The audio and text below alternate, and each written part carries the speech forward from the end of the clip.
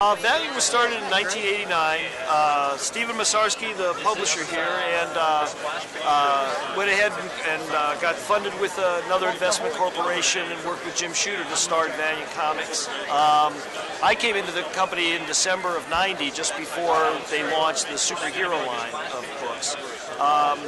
March of 1991, we launched Magnus #1. June of '91, we launched Solar, Man of the Atom, and since then we've been adding titles about one every quarter for the last 2 or 3 years, and we're up to 13 titles now. What special magic does Valiant have? The idea is to try to keep the...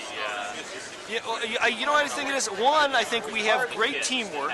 I think we have a group of people, Bob Layton and myself and Steve Masarski and Kevin Van Hook and Mark Moretti. We're all professionals that have been in the industry for 5, 10, 15, 20 years, and it was really almost like lightning being captured in a bottle, where we were all converged at this company all at one point. You know, and we're trying to put out comics that we like to read. You know, we've all been comic fans since we were kids. You know, we've been involved in the business. We paid our dues, and like I said, it was just it was really like capturing lightning in a bottle, where we all were in the right place at the right time, and we all work so well together as a team that we get real excited about it. Try to put out good comics. What's your favorite? Favorite Valiant comic book? My favorite Valiant comic book is Shadow Man. It's being done by Bob Hall. It's the one book, in fact, it's funny, it's the one book that Bob Layton and I both, neither one of us have to edit it. So what we do is Don Perlin edits it.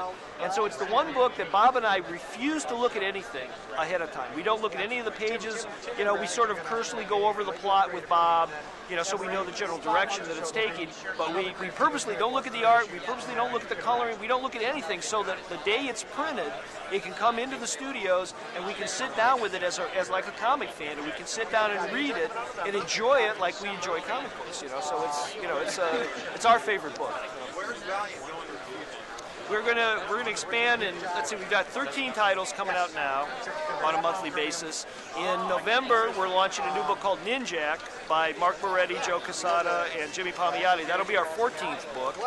In February, we're launching a new title called Time Walker, which I'm writing and Mike Leake is drawing and Paul Audio's inking. That'll be our 15th book. We'll have another book coming out in the summer, which I can't talk about yet. That'll be our 16th book.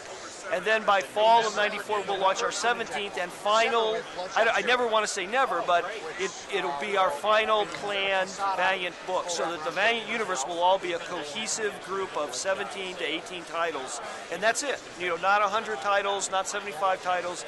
You know, we'll keep it down to 17 to 20 titles, and expand on there. So this way it becomes consumer friendly, as well as you know, us able to coordinate it and be able to tell one big story with the cohesiveness to it. What's the downside of putting out two titles? Why not put out? Like I said, I think one, it becomes consumer unfriendly.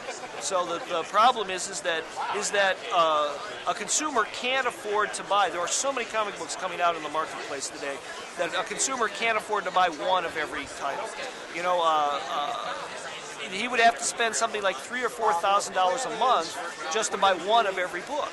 You know, when you put out 100 titles, you know, you're demanding too much of the consumers. You're saying, you know, if you want to enjoy the whole universe and it's 100 books, there's no way you can do that. Also, coordinating all 100 books to make them all tell one big story, or to make them all interconnect, you know, and be an enjoyable read like that, the amount of editorial coordination that it would take is just astronomical. There's no 1 or 2 or 4 or 5 guys could do that. You have to have an editorial teams of 16 or 20 people, and you just can't get that kind of coordination anymore.